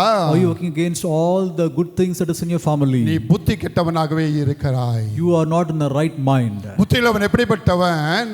And how will this man who has the right mind அவன் be? குடும்பத்தை பற்றிக் கொள்கிறவனாக இருக்கிறான். He'll be holding on to his family. தெளிந்த புத்தியுள்ளவர்கள் யார்? Who are the people who have the sound mind? தேவனை அறிந்த தாழ்த்தி கிருபைக்குட்பட்டவர்களாக இருப்பாங்க. They'll humble themselves before God and they'll be found in the grace of God. அது மாத்திரமல்லாதபடிக்கு குடும்பத்தை பற்றிக் கொள்ளுவர்களாக இருப்பாங்க. Not only that, they will be holding on to their family. எபேசியருக்கு எழுதப்பட்ட நிருபம் 5ஆம் அதிகாரத்துக்கு நேராக வேதத்தை திருப்பிக் கொள்ளுங்கள். Turn your Bibles thus to Ephesians chapter 5. நான் வேகமாக முடிக்க வாஞ்சிக்கின்றேன். I'll finish it soon. 5ஆம் அதிகாரம் இப்போது 20ஆம் வசனத்தை பாருங்க. Look at verse 20 of chapter 5. நம்முடைய கர்த்தராகிய கிறிஸ்துவின் நாமத்தினாலே எப்போதும் எல்லாவற்றுக்காகவும் பிதாவாகிய தேவனை ஸ்தோத்திரித்து, Giving thanks always for all things unto God and the Father in the name of our Lord Jesus Christ. ஆவினால் நிறைந்தவர்கள் எப்படிப்பட்டவர்கள்? How will these people be who are full of the Holy Spirit? அவர்கள் தெளிவு உள்ளவர்கள். They will have clarity. ஆவினால் நிறைந்தவர்கள் எப்படிப்பட்டவர்கள்? These people who are full of the Holy Spirit, how will they be? அவர்கள் நன்றி உள்ளவர்கள். They'll be thankful, grateful. நம்முடைய கர்த்தராகிய இயேசு கிறிஸ்துவின் நாமத்தினாலே எப்போதும் எல்லாவற்றுக்காகவும் பிதாவாகிய தேவனை ஸ்தோத்திரித்து, Giving thanks always for all things unto God and the Father in the name of our Lord Jesus Christ. நன்றி உள்ளவர்கள் என்று சொல்கிறேன். I call this people who are thankful. எப்போதும் ஸ்தோத்திரிக்கணும். We should always praise God. எல்லாவற்றுக்காக ஸ்தோத்திரிக்கணும். We should praise God for everything. இது முடியுமா? Will this come to pass? 99.99% முடியாது தான் இருப்பாங்க. They'll say 99% it will not come. எல்லாவற்றுக்காக எப்போதும் தேவனை ஸ்தோத்திரிக்கணும் சொன்னா, And if we should pray, thank God for everything. ரெண்டு காரியங்கள் அவசியமாய் இருக்கிறது. Two things is very important. யோபின் புத்தகத்தை நீங்கள் வாசிக்கும் போது, If you read the book of Job, யோபின் புத்தகம் 1ஆம் அதிகாரத்தை பார்க்கும்போது, the book of Job chapter 1, கிழக்கத்தில் பெரிய மனுஷனாக இருந்தான். he was great in the amongst the எல்லா men of the east. ஆசீர்வாதம் உடையவராக இருந்தார். He had all blessings. ஒரே நாளிலே எல்லாம் போனது. On one day he lost everything. ஒரே நாளிலே எல்லாம் அவரை விட்டு போய்விட்டது. On one day he lost everything. ஆடுகள், மாடுகள், ஒட்டகங்கள், கழுதைகள் எல்லாம் போய்விட்டது. All his donkeys, oxen, goats, ஆனால் everything. கொடுமை என்ன? 10 பிள்ளைகளும் போய்விட்டது என்று வேதம் சொல்லுகிறது. The horrible thing is he lost all his children, 10 children. நான் சொல்லுகிறேன் 10 பிள்ளைகள் அல்ல, 10 பிள்ளைகளின் குடும்பம் என்று நான் சொல்லுகிறேன். I say they are not only 10 children but the family of 10 children. ஏன்னா யோபு 1ஆம் அதிகாரம் 4ஆம் வசனத்தை நீங்க பாருங்க. In Job chapter அவன் 1 verse 4 you see, குமாரர் அவன் தன் நாளிலே தன் வீட்டிலே விருந்து செய்து தங்கள் 3 சகோதரிகளையும் தங்களோடு போஜனம் பண்ணும்படி அழைப்பார்கள். And his sons went and feasted in their houses, everyone his day, and sent and called to their 3 sisters to eat and to drink with them. 18ஆம் வசனம் பாருங்க. Look at verse 18. இப்படி பேசிக்கொண்டு இருக்கையில் வேறொருவன் வந்து உம்முடைய குமாரரும் உம்முடைய குமாரத்திகளும் தங்கள் மூத்த சகோதரன் வீட்டிலே புசித்து திராட்சை ரசம் குடிக்கிற போது, While he was yet speaking, there came also another and said, Thy sons and thy daughters were eating and drinking wine in their eldest brother's house. 10 பிள்ளைகளுக்கு 10 குடும்பம் இருக்கிறது. And all the 10 children had 10 families. 10 வீடுகள் இருக்கிறது. They had 10 houses. எல்லாரும் விருந்தோம்பல் செய்யும்போது அவர்கள் வீட்டிலே சேர்ந்து கொள்வார்கள். They all gathered in a particular house while they feasted. அவ்விதமாக மூத்த குமாரன் வீட்டில் சேர்ந்து இருக்கும்போது எல்லாரும் அழிக்கப்பட்டார்கள். Now while they were all gathered in the eldest brother's house, they 10 perished. பிள்ளைகளின் குடும்பங்கள் அழிக்கப்பட்டது. And all the families of the 10 children perished. யோபின் மனைவிக்கு தாங்க முடியல. The wife of Job could not bear it. யோபு 2:9-10 சொல்லுகிறாள், Job 2:9 ஏன் இன்னும் உத்தமத்திலே இருக்கிறாய்? Why do you still cling on to தேவனை your தூஷித்து uprightness? செத்து போ என்று சொல்லுகிறார். He says, curse God and die. அதுக்கு யோபு என்ன சொல்லுகிறார்? And what does Job say? பைத்தியக்காரி பேசுகிறது போல பேசுகிறாயே. You speak as a foolish woman would speak. கர்த்தரிடத்தில் நன்மை பெற்ற நாம் தீமை பெறக்கூடாதா? We who have received good thing from the hand of the Lord should not receive evil. நன்றி உள்ளவர்கள் யார்? Who are the people who are grateful? தேவன் நன்மையை நினைப்பவர்கள். They will think of the goodness of God. இப்போது நிகழ்காலத்திலே எல்லாம் பாதகமாக இருக்கிறது. The present seems everything is evil. நிகழ்காலத்தில் எல்லாம் இழப்புக்கு ஏதுவாக இருக்கிறது. And the present appears that everything is lost. நிகழ்காலத்தில் எல்லாம் அவமதிப்புக்கு உட்பட்டதாக இருக்கிறது. And the present season appears that everything is perishing. அவைகள் மத்தியில் தேவனை தூஷிக்கவில்லை. And he did not curse God in the midst of these things. அவைகள் மத்தியில் யோபு நன்றியுள்ளவர் என்பதை விளங்க செய்கிறார். In the midst of these things, Job showed that he was a grateful எப்படி man. விளங்க செய்தார்? How did he show it? கடந்த காலத்தின் நன்மைகளை அவர் நினைத்த போது இந்த நிகழ்காலத்திலே தேவனுக்கு நன்றி உள்ளதை விளங்க செய்தார். He thought of the good things that he enjoyed in the past, and so he was thankful to the Lord in the present. 2 நாளாகமம் புத்தகம் 20ஆம் அதிகாரத்தை நீங்கள் வாசிக்கும்போது 2 Chronicles chapter 20, if you would read. இது யூதாவுக்கு ராஜாவாக யோசபாத் இருக்கிறார். Josaphat is the king of Judah. 3 கூட்டத்தார் யுத்தத்துக்கு கடந்து வந்து விட்டார்கள். 3 group of people are now coming to fight. கடல் மணல்தரையான கூட்டம் அவர்களுக்கு விரோதமாக செயல்பட்டு கொண்டு இருக்கிறது. They were in number as the seashore, sand of the seashore, and they came to fight with them. யோசபாத் கர்த்தருடைய வார்த்தை வருகிறது. And now Josaphat had the word from the Lord. யுத்த காலத்திலே போய் யுத்தம் செய்யறபடிக்கு தரித்து நெல், யுத்தம் என்னுடையது, நான் யுத்தம் செய்வேன் என்று சொல்லி. You be still and I will fight for you. யுத்த காலத்திலே யோசபாத் கடந்து போகிறார். Now Josaphat is in the battlefield. வேதம் சொல்லுகிறது யுத்த காலத்திலே யோசபாத் துதித்து பாடி தேவனை மகிமைப்படுத்தினார். The Bible says that Josaphat praised and worshiped God, glorified him in the battlefield. திரளான சத்துருக்கள் எதிர்நோக்கி நின்று கொண்டிருக்கிறார்கள். The multitude of enemies were standing against them. அவைகள் மத்தியிலே இந்த யோசபாத் துதித்து பாடுவதற்கு காரணம் என்ன? How come Josaphat able to sing in the midst of them? 2 ராஜாக்கள் புத்தகம் 18ஆம் அதிகாரத்தை நீங்கள் வாசிக்கும்போது If you read 2 ராஜாக்கள் புத்தகம் 18ஆம் அதிகாரம் 2 Kings chapter 18. இஸ்ரவேலின் ராஜாவாகிய ஆகாப் யுத்தம் செய்வதற்காக யோசபாத்தை வரவழைக்கிறார். And now Ahab calls Josaphat to fight with him. இப்போ யோசபாத் அவருக்கு உதவி செய்ய கடந்து போகிறார். Now Josaphat goes along with him to fight. Ahab சொல்லுகிறார், நீ என் வேஷத்தை ராஜாவாக தரித்துக் கொண்டு யுத்தத்துக்கு வா, நான் வேஷம் மாறி யுத்தத்துக்கு வருகிறேன் என்று சொன்னார். And Ahab says, you disguise yourself and come as another man, and I will come as another man. யோசபாத் ஆகாப் வேஷத்தை தரித்து கொண்டு யுத்த களத்துக்கு போய்விட்டார். Now Josaphat disguised himself like Ahab, and he came to fight. சத்துருக்கள் பார்த்தால் இவர்தான் இஸ்ரவேலின் ராஜா என்று யோசபாத்தை சூழ்ந்து கொண்டார்கள். The enemies thought that he was the king of Israel, and they surrounded him. யோசபாத் உடனே ஐயோ என்று கதறும்போது And Josaphat started screaming. வேதத்தை ஆராய்ந்து பார்க்கும்போது அந்த சத்துருக்கள் யோசபாத்தை விட்டு விலகி போகும்படியாக கர்த்தர் செய்தார். And the Lord made the enemies to go out from that place. யுத்த காலத்திலே மாண்டு போக வேண்டிய யோசபாத் And Josaphat should have been perished in that place. அந்த யுத்த காலத்தை மாண்டு போகாதபடிக்கு அவர் தப்பிவிக்கப்படுவதற்கு என்ன காரணம்? கர்த்தருடைய செயல்கள்.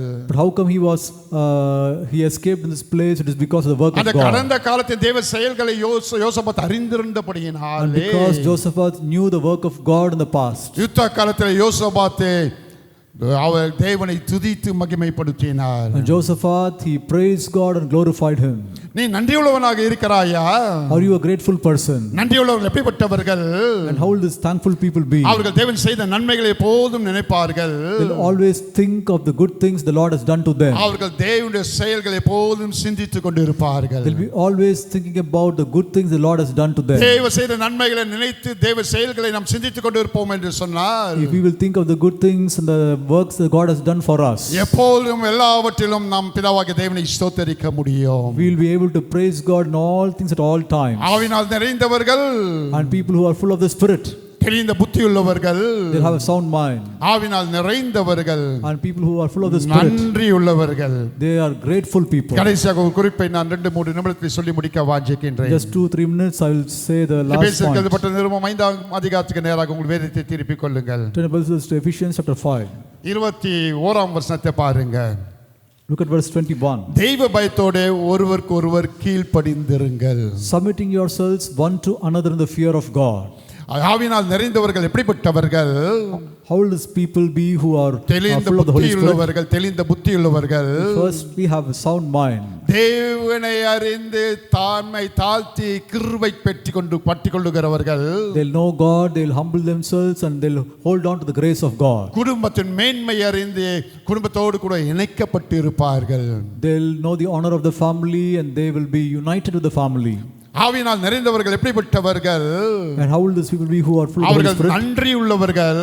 They are thankful people. தேவன் செய்த நன்மைகளை எப்போதும் நினைப்பார்கள். They'll always think of the good things that God has done for them. தேவன் செய்த செயல்களை எப்போதும் சிந்தித்துக் கொண்டிருப்பார்கள். They'll be always thinking about the works of God. கடைசியாக பார்க்கும் தேவ பயத்தோட ஒருவருக்கு ஒரு கீழ்ப்படிந்திருங்கள். And finally we see submit yourselves one to another in the fear of God. தேவ ஆவினால் நிறைந்தவர்கள் தேவனுக்கு அர்ப்பணித்தவர்கள். The people who are full of the Holy Spirit are people who committed themselves. அர்ப்பணித்தவர்கள். They have committed themselves. எதற்கு அர்ப்பணிக்க வேண்டும்? For what we should commit ourselves? ஆதியாகமம் 12ஆம் அதிகாரம், 13ஆம் அதிகாரம், 15ஆம் அதிகாரம், 17ஆம் அதிகாரம், 21ஆம் அதிகாரம், 22ஆம் அதிகாரத்தை நீங்கள் வாசிக்கும் போது, if you look at all these chapters that are mentioned, அங்கே ஆபிரகாம் என்ற ஒரு மனுஷனுக்கு கர்த்தருடைய வார்த்தை வருகிறது. The word of God came to this man called Abraham. அந்த தேவ வார்த்தைக்கு அவன் அர்ப்பணித்தவனாக இருந்தான். And he committed himself to this word that came to him. தேவனுக்கு அர்ப்பணிப்பது என்றால் என்ன? And what does this mean when that we should commit ourselves to him? வார்த்தையாய் இருக்கிற அவருக்கு அர்ப்பணிப்பது தான் தேவனுக்கு அர்ப்பணிப்பது. And we should commit ourselves to the word of God. எல்லாம் வார்த்தையாகவே இருக்கிறது. And all things are word. இதை அறிந்த மரியாள் யோவான் 2ஆம் அதிகாரத்தை என்ன சொல்லுகிறார்? அவர் உங்களுக்கு என்ன சொல்லுகிறார் அதன்படியே செய்யுங்கள் என்று சொல்லி கடந்து போகிறதை பார்க்கலாம். Mary, who knew this, she clearly said, do as he says, and then she moved from the place. Eden தோட்டத்தில் என்ன வந்தது? What came in this garden of கர்த்தருடைய Eden? வார்த்தை வந்தது. The word of God came there. கர்த்தருடைய வார்த்தையை மீறினபடினாலே அவர்கள் தேவ பிரசன்னத்தை இழந்து போனார்கள். And because they did not obey the word of God, they lost the blessings of God. என்னாகும் 2ஆம் அதிகாரத்தில் மோசேக்கு என்ன வந்தது? Numbers 20, what came to Moses? கர்த்தருடைய வார்த்தை வந்தது. The word of God came to him. கர்த்தருடைய வார்த்தை மீறினபடினாலே மோசே அங்கே மரித்து வாக்குப்பண்ணின கானானுக்குள்ளே பிரவேசிக்க கூடாமல் போய்விட்டது. And because he violated the word of God, he died and he could not enter the land of Canaan. 1 Samuel புத்தகம் 15ஆம் அதிகாரத்தை வாசிக்கும்போது If you read 1 Samuel chapter 15, ராஜாவாய் இருக்கிற சவுலுக்கு கர்த்தருடைய வார்த்தை வந்தது. Saul, who was the king, ரeceived the word of God. Saul கர்த்தருடைய வார்த்தையை விட்டபடியினால் என்ன ராஜாவும் தள்ளப்பட்டு அவர் தற்கொலை செய்யக்கூடியவராய் மாறிவிட்டார். And because he did not obey, he was killed and he killed himself. ஆனா தேவ வார்த்தைக்கு உட்பட்ட ஆபிரகாம் கர்த்தரால் ஆசீர்வதிக்கப்பட்டவராக மாறிவிட்டார். But Abraham, who committed himself to the word of God, was blessed. தேவ வார்த்தைக்கு உட்பட்ட கிடியோன் தேவ ஜெயத்தை சுதந்தரிக்கிறவராக மாறிவிட்டார். Gideon obeyed God's word, he also won the victory. யோவான் 2ஆம் அதிகாரத்தில் தேவ வார்த்தைக்கு உட்பட்டவர்கள் தேவ மகிமைக்கு ஏதுவாக மாறிவிட்டார்கள். And in John chapter 2 we read that people who obeyed the word of the Lord, they were glorified. அருமையான சகோதர சகோதரியே, Oh people of God, சகல பிரசாபத்தை பார்க்கும் தேவன் தம்முடைய வார்த்தையை மகிமைப்படுத்தி இருக்கிறார். God has exalted his word above every other thing. தேவ ஆவியினால் நிரப்பப்பட்டவர்கள் எப்படிப்பட்டவர்கள்? And people who are the Holy Spirit, how will they be? அவர்கள் வார்த்தைக்கு அர்ப்பணித்தவர்களாக இருப்பாங்க. And they will be committed to the word of God. தேவ வார்த்தை தான் வாழ்க்கையில ஆமென் என்றும் இருக்கும். The word of God will be yea and amen in their lives. தேவ வார்த்தை எப்படிப்பட்டதோ அப்படிப்பட்டது தான் ஒரு வாழ்க்கையாக இருக்கும். And their life will be according to the word of God. தேவ வார்த்தை உங்கள் வாழ்க்கையாக இருக்கிறதா? And do you live your life according to the word of God? தேவ வார்த்தையை அர்ப்பணித்தவர்களாக இருக்கிறவர்கள் எப்படிப்பட்டவர்கள்?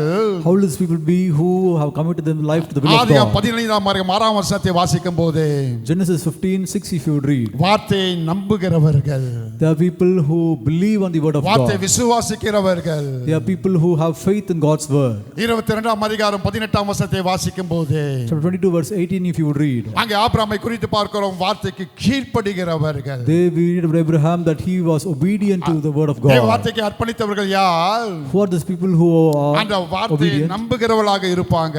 They are people who will believe on the word of அந்த God. வார்த்தைக்கு கீழ்ப்படிகின்றவர்களாக இருப்பாங்க. There will also be people who are obedient to God's word. நேரம் முடிவுக்குள் வந்து விட்டது. And the time is over. அருமையான சகோதர சகோதரி, Oh dear brothers, dear sisters, ஆண்டவருடைய வார்த்தை தெளிவாக உங்களுக்கு வந்து இருக்கிறது. the word of God has come clearly to you. என்ன வார்த்தை? What is the word? அவர்களுக்கு நன்மை உண்டாக கர்த்தருடைய கண்கள் அவர்கள் மேல் வைக்கப்பட்டு இருக்கிறது. The eyes of the Lord was set upon them that he might do them good. என்ன நன்மை? சிறையிருப்பிலிருந்து திருப்பி, What was the good is turning from the captivity, சிறையிருப்பிலிருந்து விடுவித்து, and they were delivered from the bondage, அவளை கட்டுவேன், and I will build them, அவர்களை நாட்டுவேன். I will plant them. இந்த நன்மை உங்கள் வாழ்க்கையில் உண்டாக வேண்டும் என்று சொன்னால் You have to experience this good thing in your life. நீங்கள் யாராய் இருக்க வேண்டும்? And how should we be? கர்த்தருடைய கண்கள் வைக்கப்பட்டவர்களாக இருக்க வேண்டும். We should be people who upon whose eyes upon whom the eyes of the Lord is placed. கர்த்தருடைய கண்கள் வைக்கப்பட்டவர்கள் எப்படிப்பட்டவர்கள்? And who are these people upon whom the eyes of தேவ the Lord is placed? ஆலோசனையின்படியே நடக்கிறவர்கள். They live according to the counsel of God. தேவ ஆலோசனைப்படி நடக்கிறவர்களை எப்படி அறிந்து கொள்ளக்கூடும்? How can we know the people who live according to God's தேவ counsel? சித்தத்தை விளங்க செய்வார்கள். They will reveal the will of God. என்ன தேவ சித்தம்? What is the will of God? ஆவினால் நிரப்பப்பட்டிருப்பது தேவ சித்தம். It is being filled in the Holy Spirit. ஆவினால் நிரப்பப்பட்டவர்கள் யார்? Who are the people who are full of the தெளிந்த will புத்தி of God? உள்ளவர்களாக இருப்பாங்க. They will have the sound mind. நன்றி உள்ளவர்களாக இருப்பாங்க. They will be thankful people. அர்ப்பணித்தவர்களாக இருப்பாங்க. They are the people who will be committed. தெளிந்த புத்தி உள்ளவர்களாக இருப்பாங்க. They will have a sound நன்றி mind. உள்ளவர்களாக இருப்பாங்க. They will be thankful. அர்ப்பணித்தவர்களாக இருப்பாங்க. They will be people who are committed. இப்படிப்பட்டவர்களாய் நீங்கள் இருப்பீர்கள் என்று சொன்னால், If you will be like this, என் மணவாளனாகிய இயேசு கிறிஸ்துவின் வருகை நாளிலே when my bridegroom comes, நீங்கள் வெட்கப்பட்டு போகாமல், you will not be ashamed. நீங்கள் சபையாக அவரோடு கூட எடுக்கப்பட்டு நித்தம் நித்தம் அவரோடு கூட இருப்பீர்கள். As a church will be taken and we live with them forever. நாம் எல்லோரும் ஒரு வினாடி எழுந்திருப்போமா? Shall we all stand for a minute? ஒரு வினாடி எழுந்திருப்போமா? Shall we all stand for a minute? தேவாவின காலையில் உங்கள் மத்தியிலே பேசிக் கொண்டு இருக்கின்றார். This morning the Holy Spirit of God has spoken with us. என் ஆண்டவராகிய இயேசு கிறிஸ்துவின் வருகை மிகவும் சமீபித்து விட்டது. The coming of the Lord is very nigh. பரலோகத்தின் சித்தமே விழுந்து போன மனுக்குலம் மீட்கப்படுவது தான். The will of heaven is that the fallen mankind will சிலுவையிலே be. நிறைவேற்றிய சித்தம் விழுந்து போன மனுக்குலம் மீட்கப்படுவதற்காகவே. In the cross this will of God is fulfilled. ஆவியான அருளப்பட்டது எதற்காக என்று சொன்னால் விழுந்து போன மனுக்குலத்தை மீட்பதற்காகவே. The Holy Spirit is given to us that the fallen mankind be redeemed. இந்த ஆவியான ஆளுகை நிறைவாக இருந்தால்தான் Only when this fullness of the Holy Spirit is in நம்முடைய us, வாழ்க்கையில மீட்பு ஏதுவாக இருக்கும். we will be redeemed. இந்த ஆவியான நிறைவு இருக்கிறதா? Do we have the fullness of the Holy Spirit? பரிசுத்த ஆவியின் அபிஷேகத்தோடு கூட இருக்கிறோமா? Do we have the anointing of the Holy Spirit in us? பரிசுத்த ஆவியின் ஆளுகைக்குட்பட்டவர்களாக இருக்கிறோமா? Do we have the leading of the Holy Spirit in us? ஆவியான ஆளுகைக்குட்பட்டவர்களாக நீங்கள் இருப்பீங்க என்று சொன்னால் If you are under the control of the Holy Spirit, நீங்கள் எப்போதும் தெளிவுள்ளவர்களாக இருப்பீங்க. you'll be always having clarity of தேவன் mind. யார் என்பதை அறிந்திருப்பீங்க. You will know God. தேவனுக்கு முன்பாக தாழ்த்தி அவரை கிருபைக்குட்பட்டவர்களாகவே You இருப்பீங்க. will humble yourselves before God and you'll be found in His குடும்பத்தை grace. நன்கு அறிந்து குடும்பத்தோடு கூட இணைக்கப்பட்டு இருப்பீங்க. You'll know your family and you'll be united with your நன்றி family. உள்ளவர்களாக இருப்பீங்க. You'll be thankful. நன்மைகளை எப்போதும் நினைப்பீர்கள். You'll always think of the தேவன் good நடத்திய things. செயல்களை எப்போதும் சிந்திப்பீர்கள். You will always think of God's கர்த்தருடைய leading. வார்த்தைக்கு அர்ப்பணித்தவர்களாக இருப்பீங்க. And you will commit yourself to the word of வார்த்தையை God. விசுவாசித்து You will believe the word of our God. வார்த்தைக்கு கீழ்ப்படுகின்றவர்களாக இருப்பீங்க. And you will be obedient to the word of இந்த God. ஆவியான நிறைவேனுக்கு வேண்டும் என்று சொல்லுகிறவர்கள் And those of you will say, I need this Holy எல்லோரும் கண்களை Spirit. மூடி இருக்கும் நிலைமையிலே Your eyes are closed. ஆண்டவரை நோக்கி Look to God. ஆண்டவரே ஆவியின் நிறைவு எனக்கு தாரும் ஐயா. Say, Oh Lord, fill me with the Holy இயேசு Spirit. கிறிஸ்துவாகிய நீர் பரிசுத்த ஆவியினால் நிறைந்திருந்தீரே. Jesus, you were full of the Holy Spirit. வேத மனிதர்கள் அப்ப ஆவியினாலே நிறைந்திருந்தார்களே. The men of God were full of the Holy நானே Spirit. முற்றிலும் தெரிந்தவனாய் இருக்கும்படியாக In order that I may be இந்த perfect, ஆவியான நிறைவு எனக்கு தாரும். I need this Holy இந்த Spirit. பரிசுத்த ஆவியின் அபிஷேகத்தை எனக்கு I need the தாரும். anointing of the Holy Spirit. அந்த பரிசுத்த ஆவியின் நிறைவு போதும் என்னோடு கூட இருக்க வேண்டுமே. Oh, this fullness of the Holy Spirit should be with me ஆவியின் ஆளுகை always. முழுமையாக என் மூலம் ஆவியான ஆளுகை முழுமையாக இருக்க வேண்டுமே. And the Holy Spirit should be in me. ஜெபம் செய்வீர்களா? Will you pray? ஜெபம் செய்வீர்களா? Will you pray? வல்லமையின் ஆவியானவர் என்னுள் வந்துவிட்ட காரணத்தினால் பொல்லாத சாத்தானை ஒரு சொல்லாலை விரட்டி விட்டேன். எல்லாரும் பாடுவோமா? வல்லமையின் ஆவியானவர் என்னுள் வந்துவிட்ட காரணத்தினால் பொல்லாத சாத்தானை ஒரு சொல்லாலை துரத்தி விட்டேன். மறுபடியும் வல்லமையின் ஆவியானவர் என்னில் வந்துவிட்ட பொல்லாத சாத்தானை ஒரு சொல்லாலை கட்டுப்பாட்டின் ஆவியானவர்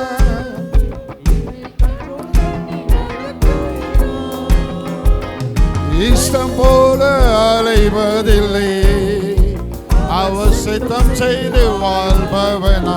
எல்லாரும் பாடுவோமா?